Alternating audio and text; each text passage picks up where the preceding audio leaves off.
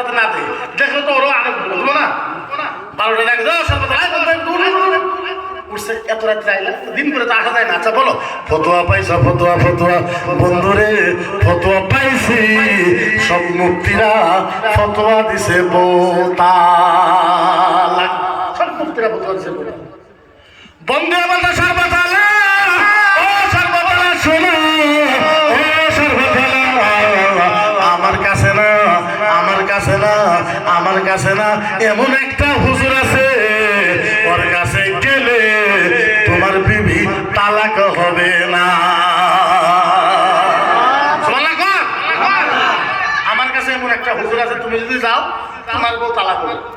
বন্ধু চলো এখনই যাবো। রাত্রে 2 বন্ধু রওনা দিছে, ফজর পার হয়ে গেছে। যেই হুজুরের বাড়িতে যাবো ওই হুজুরের বাড়ি পাইছে, অল্প বাকি আছে। সর্বতলা দিয়েছে, বন্ধু বন্ধু বলো, বন্ধু আমারে সেই হুজুরের বাড়িতে নিয়ে যাইতেছো, আমারে সেই হুজুরের বাড়িতে নিয়ে যাইতেছো, বলো বলো বলো ওই হুজুরের নামটা।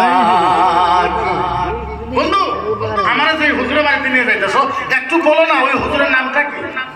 তখন বলছে, বন্ধু রে ওই হুজুরের নাম, ওই হুজুরের নাম, ওই হুজুরের নাম হয়েছে ইমামে মালিক।